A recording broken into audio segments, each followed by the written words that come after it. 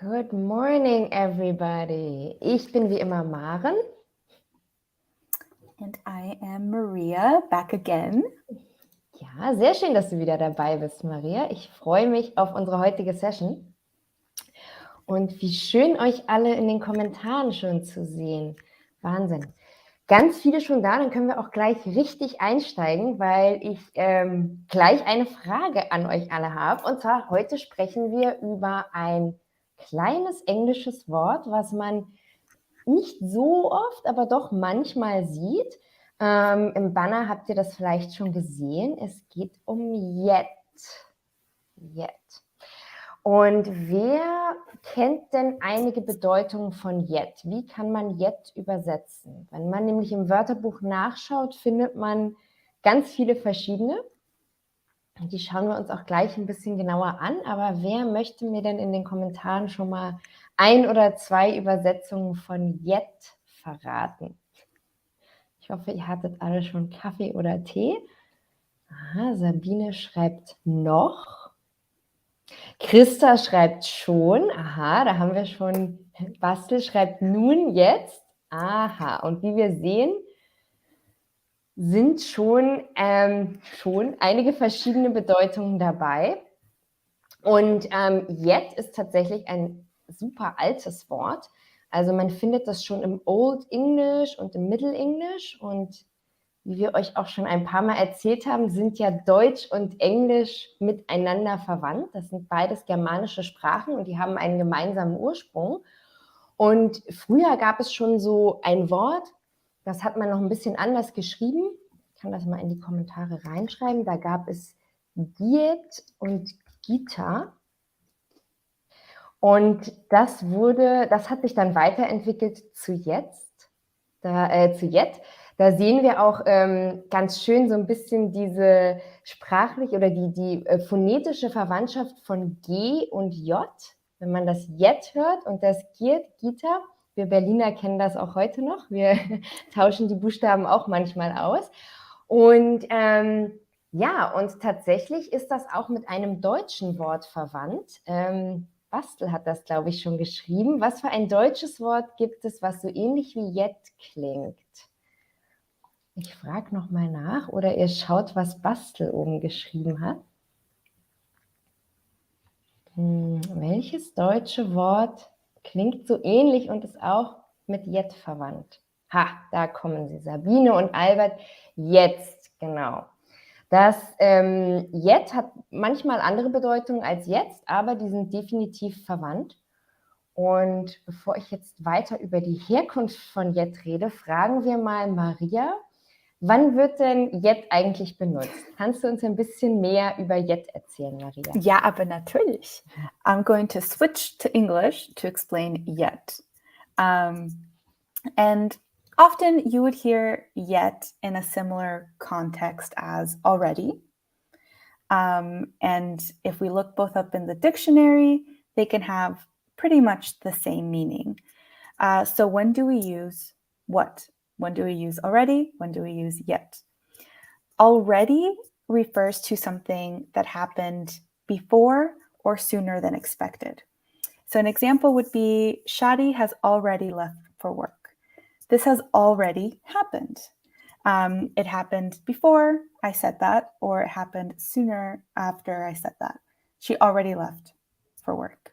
And yet is used when we expected something to have happened, but it has still not happened. And I know that sounds super confusing, so I'm just going to give another example. Have you finished work yet? We don't know if that has happened already. We don't know if it will happen, but that's the most common use of the word yet. These two words are very, very similar, as you can see, but location matters. As in real estate, it works the same in English grammar. In this context, already is usually placed between what we call the principal verb or the main verb and the auxiliary verb or the second verb. And it's usually placed in the middle of the sentence. So Shadi has already left work. So we have has as the main verb and left as the secondary or the helping verb. Shadi has already left work, while yet is usually found at the end of the sentence. Have you finished work yet? So when we use yet, we are expressing something that hasn't happened. And when we use already, we are asking for confirmation for something that has already happened. Or we're stating a confirmation. She already left for work. But sometimes yet can be found in different parts of the sentence with different meanings. Right, Maren? Ja, natürlich. Ja, super spannend, deine Beispielsätze, weil die, glaube ich, im Deutschen können wir, glaube ich, beides mit schon übersetzen. Also wenn wir sagen, Shadi ist schon von der Arbeit gegangen, oder hast du schon die Arbeit beendet oder hast du schon fertig gearbeitet? Also da müssen wir aufpassen, das hat im Englischen so ein bisschen andere Nuance und im Deutschen unterscheiden wir da gar nicht so. Aber schauen wir uns noch andere Sätze an, wo wir yet finden können oder andere Konstruktionen. Zum Beispiel können wir yet ganz oft in Verbindung mit and finden. And yet. Und ich zeige mal ein Beispiel dafür. I prepared so much food for the party and yet it was not enough. Was würden wir auf Deutsch sagen? Habt ihr Vorschläge, wie wir das auf Deutsch übersetzen würden? Also ihr müsst nicht den ganzen Satz schreiben, sondern dieses and yet. Was ist die Bedeutung in diesem Satz? Ich habe so viel Essen für die Party vorbereitet. Es war nicht genug. Doch, schreibt Sabine, doch, es war nicht genug. Gibt es noch andere Vorschläge? Nun war es nicht genug. Trotzdem war es nicht genug. Genau, also wir sehen hier aber, Albert schreibt auch aber. Genau, wir sehen hier so ein bisschen einen Gegensatz, also irgendetwas Gegensätzliches. Ich zeige mal noch einen anderen Satz. Claudia and Karina are twins and yet completely different. Das könnten wir auch mit trotzdem oder und doch oder aber übersetzen im Deutschen. Also wir würden sagen, Claudia und Karina sind Zwillinge und doch total unterschiedlich oder aber total unterschiedlich. Ich finde das, Maria, wir müssen dich mal fragen. Wenn wir jetzt im Deutschen an dieses aber denken und ich würde jetzt sagen,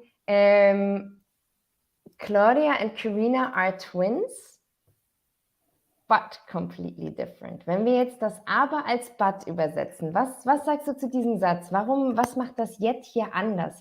Können wir einfach but benutzen oder was müssen wir hier beachten, Maria?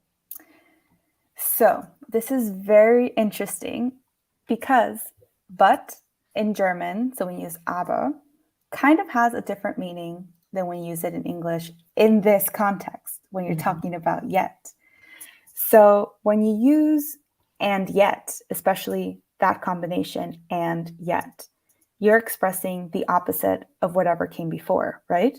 So Claudia and Karina are twins, and yet they're completely different. So we think they're the same when we say they're twins, but then we find out it's the opposite. They're completely different. When you use but, as you would in German, it sounds off because it requires more wording in English. So Claudia and Karina are twins, but they are completely different. So you have to add words. So it's not a direct interchangeable words. You can't just substitute one or the other because it changes the structure of the sentence. And it doesn't necessarily mean that what you say is the opposite when you use but.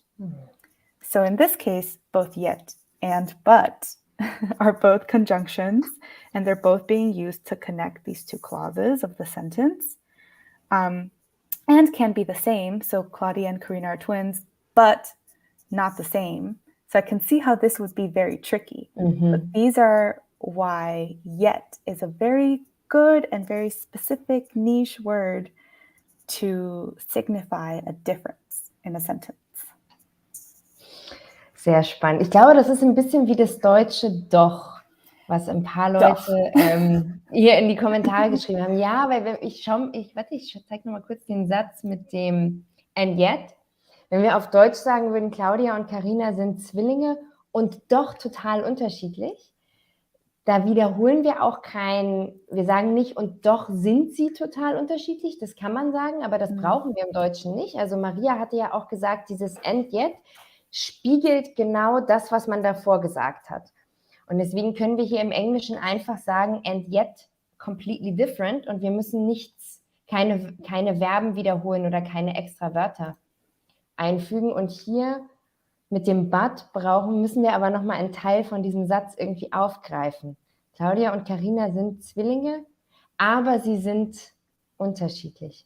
Ja, ich glaube, Maria, im Deutschen ist es nicht ganz so eindeutig wie im Englischen. Ich glaube, im Deutschen sind wir da wieder ein bisschen flexibler mit unseren Wörtern. Aber sehr spannendes Thema. Wir üben das auch gleich alles nochmal im Quiz. Aber vorher schauen wir uns noch an, was ist denn mit even though oder though, Maria? Wenn ich jetzt sagen würde, Claudia und Karina are twins, even though they are completely different. Wie klingt das für dich? Ist das Gleiche? Ist das was anderes? Das ist auch ein gutes Phrase. And for me, it works perfectly. So it's a perfect alternative for yet for this context because even though is a phrase that is only used to link or to combine contrasting ideas. So Claudia and Karina are twins, even though they are completely different. So in this context, very good. However, there's always a however in English. Make sure to notice that the added words are needed to make even though work. So instead of a direct swap, like we said before with and yet, Claudia and Karina are twins, even though completely different. That's without the they are. You need to add the words for it to make grammatical sense. So even though they are completely different. Again, it works here.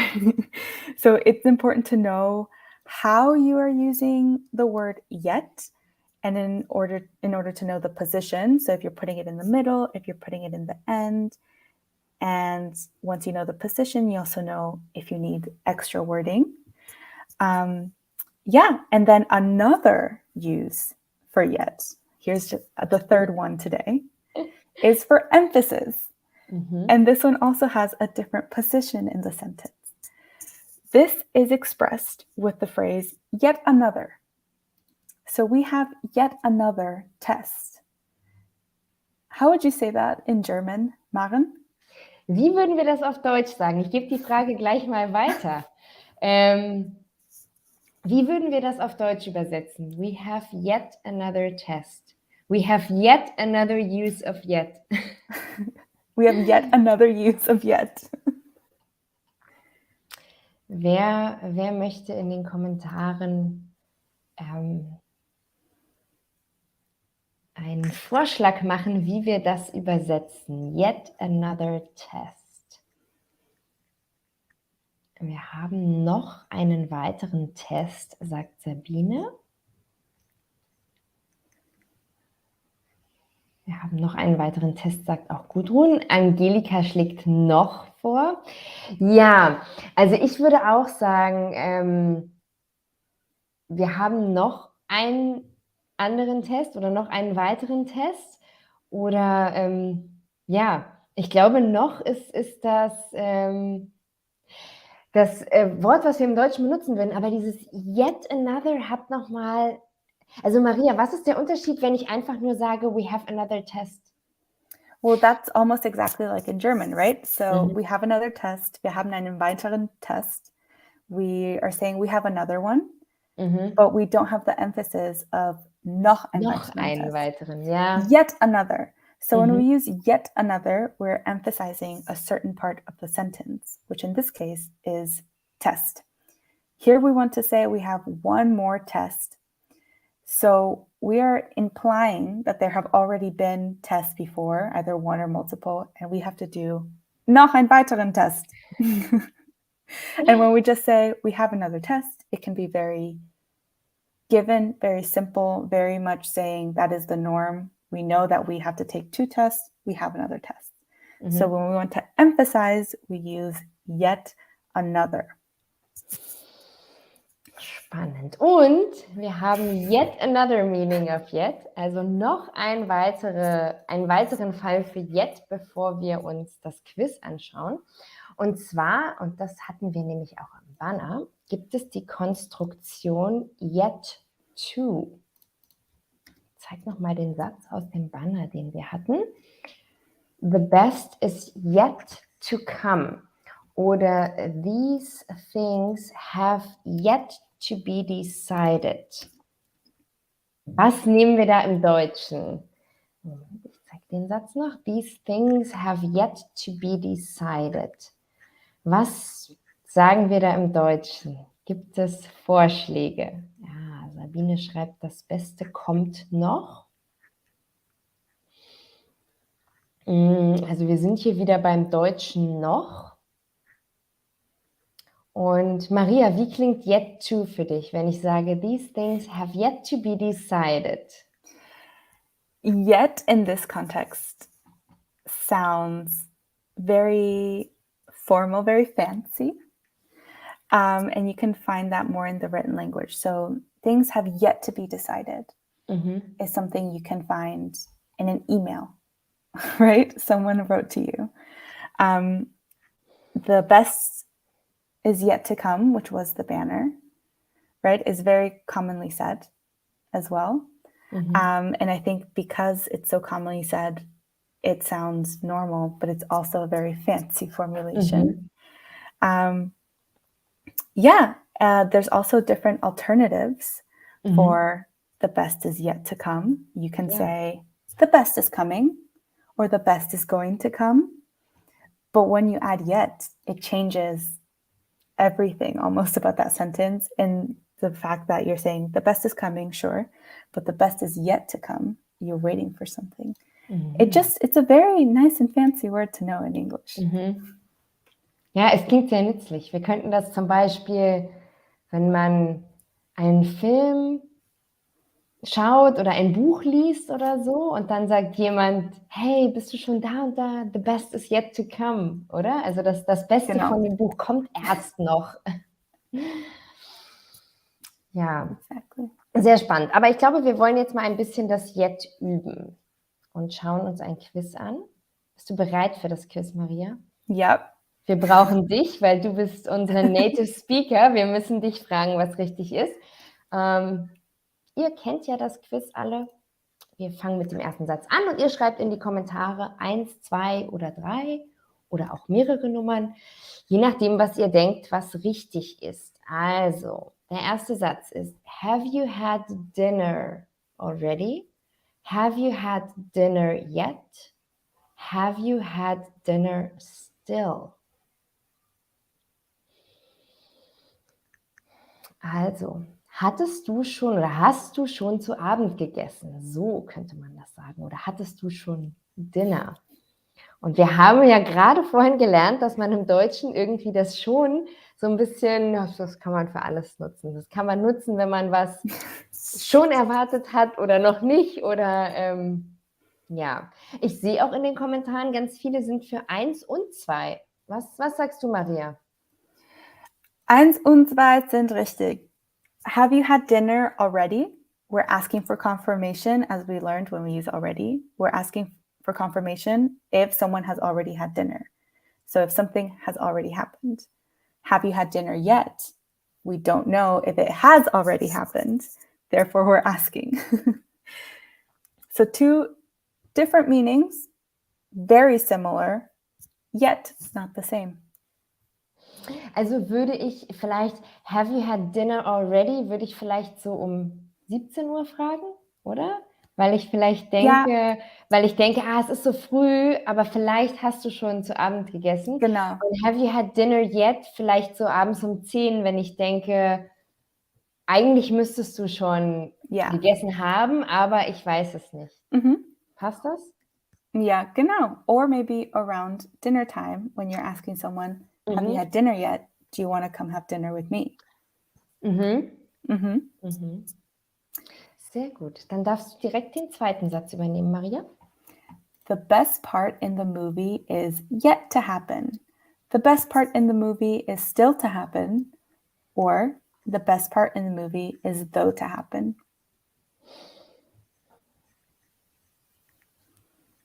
Mhm.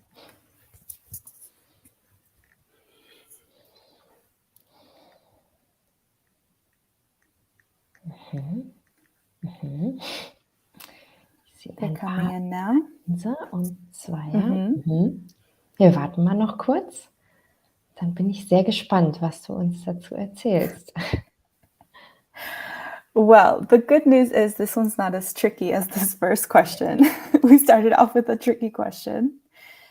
The right answer is yet. So again, like our banner said, the best part in the movie is yet to happen. That's the last part that Maren said when we talk about yet to or noch, right? So this Mhm. part will be yet. Yet. Still to happen. The best part of the movie is still to happen. Still does not work in this context. Mhm. It is in the wrong part of the sentence. And though is that one's just wrong. Das ist einfach falsch. Ja, wir brauchten ja noch eine dritte Möglichkeit. Sehr schön. Schauen wir den nächsten an. They have already finished their homework. They have yet finished their homework. They have still finished their homework. Und wie Maria gerade gesagt hat, die Position im Satz verrät uns manchmal auch, welches Wort richtig ist. Wir hatten ja, das sieht auch sehr gut aus. Es sind eigentlich alle für die Eins, also für already. They have already finished their homework. Das klingt für deine Ohren gut, Maria? Yep, die klingt gut. Sehr gut. Dann einmal den nächsten Satz für dich. He has never played tennis before, but he won the game. He has never played tennis before, and still he won the game. Or, he has never played tennis before, and yet he won the game. So Another wie du das thinker. vorliest, klingt das alles gut.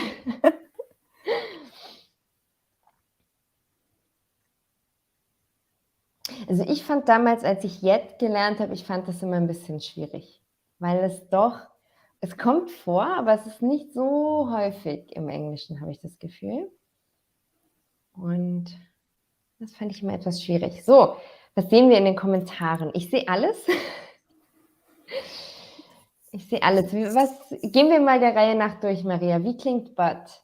He has never played tennis before, but he won the game. But in this context is correct. It is the original meaning of but. It is simple and it's saying the opposite is true, right? Just like in German, he has never played tennis before, but he won the game. That's true. So whoever put one down is correct. And now we're going on to two. He has never played tennis before, and still he won the game. And this sentence is correct. I think this is one of the sentences where and still works. Still by itself wouldn't work, but and still works, just like we talked about earlier. And yet is also correct. Because we're talking about the contrast in the second part of the sentence to the first part of the sentence. But if he has never played tennis before, yet he won the game, that's also correct. But like we said, still, that wouldn't necessarily be correct. Kompliziert, aber gibt uns viele Möglichkeiten auch für zukünftige Sessions, dass wir uns auch mal still anschauen oder already. Aber jetzt kommen wir erstmal mit einem komplizierten Satz, aber wir nehmen den ganz vorsichtig auseinander. Wir suchen 2 Lücken, aber wir können uns die Sätze natürlich einzeln anschauen. Also, did your boss yet say something about a pay rise? No, this has yet to be decided. Oder did your boss already say something about a pay rise? No, this has still to be decided. Oder die dritte Möglichkeit, did your boss already say something about a pay rise? No, this has yet to be decided.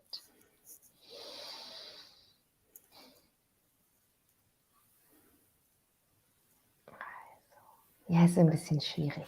Aber es ist diesmal nur einer, wo wir 2 Lücken suchen. Wir haben versucht, die anderen einfach zu halten. Aber wir wollen ja auch ein bisschen eine Challenge haben. So, also ich sehe, also die erste Möglichkeit mit yet und yet möchte niemand haben und das ist auch richtig, weil das yet funktioniert in der ersten Lücke nicht. Did your boss yet say something about a pay rise? Funktioniert nicht. Maria, was ist mit 2 und 3? Also, did your boss already say something about a pay rise? Already works. Already is correct in this first sentence. Did your boss already say something? Again, you're asking for confirmation with the word already. In the second part, no, this has still to be decided. I wouldn't say it comes naturally to me. It is grammatically correct. You can say it, you can be correct. Everyone understands. Everyone thinks it's right because it sounds right. And it is right. But I would say, no, this has yet to be decided. Just because that's what sounds better, easier, and that's where we would use the term yet. Sehr gut. Also alle, die 2 und 3 geschrieben haben, haben es richtig und die 3 ist für dich ein bisschen natürlicher, ein bisschen Genau. eher das, was du sagen würdest. Sehr gut. Du darfst den nächsten Satz vorlesen. Can you believe this? I have to send still another form. Or, I skipped one. Can you believe this? I have to send another form. Or, can you believe this? I have to send yet another form.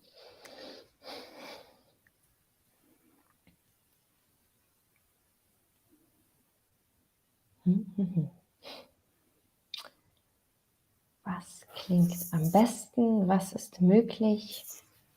Was ist falsch? Oder ist überhaupt etwas falsch?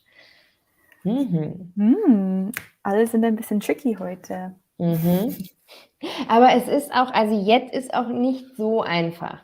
Ja. Und wenn ihr jetzt ein paar Mal falsch gelegen habt, macht euch da keinen Kopf. Irgendwann schauen wir uns dieses Thema nochmal an.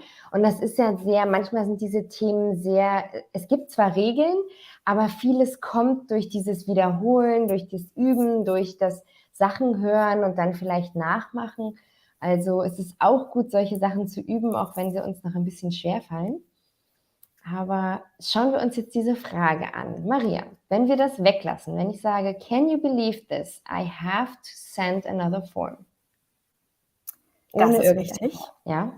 Ja, also the one, if you don't use anything, that's correct. You have the option to not use anything. And then the second, can you believe this? I have to send still another form. That, I would say, is wrong. Still does not work in this context. But yet, I have to send yet another form does. As we learned today, yet another is a very, very common use of the word yet. So, 1 und 3 sind richtig. Sehr gut. So, ich mache mal den. Do I yet need to take the test? Do I already need to take the test? Oder do I still need to take the test?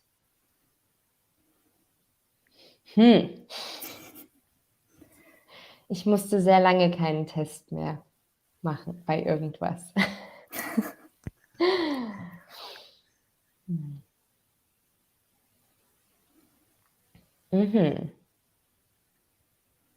Also, ich sehe hier ein paar Dreier.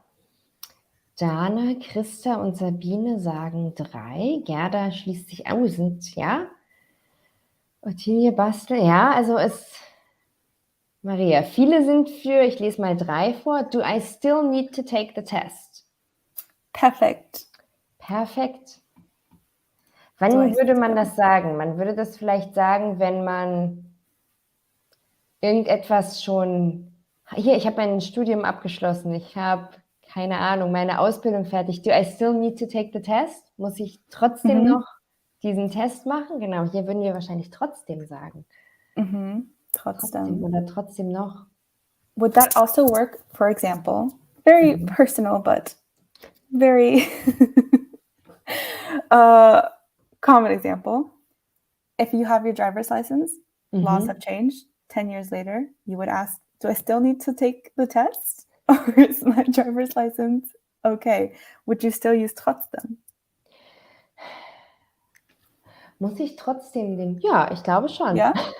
Ja, würde ich sagen. Muss ich trotzdem, also dennoch kann man auch sagen, aber dennoch ist für mich auf Deutsch sehr formell. Wenn ich sage, muss ich dennoch den Test machen, klingt das für mich sehr, das würde ich wahrscheinlich eher in einem Buch lesen oder schriftlich. Also dennoch klingt für mich sehr, sehr formell. Aber ja, ich würde trotzdem benutzen. Muss ich trotzdem den Test machen? Ja. Good to know. Good to know. Siehst du, wir lernen hier gegenseitig noch einiges voneinander. Aber diese Wörter sind auch im Deutschen nicht einfach. Dieses trotzdem noch und so. Ich möchte das auch nicht lernen müssen. So, 2 Sätze haben wir noch. So ähnlich hatten wir das schon mal. Ich weiß gar nicht, du bist, glaube ich, dran, Maria. Don't worry about it. It has still to be decided. Don't worry about it. It has yet to be decided. Or don't worry about it. It has even to be decided. Even hatten wir noch gar nicht. Na, even though hatten wir so ein bisschen. Even though.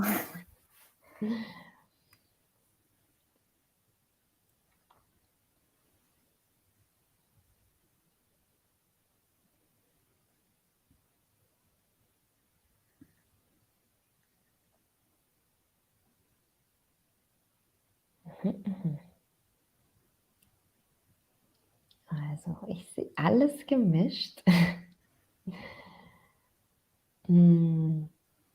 Also alle, die 2 geschrieben haben, das klingt schon mal sehr gut, oder Maria? Don't worry about it, it has yet to be decided.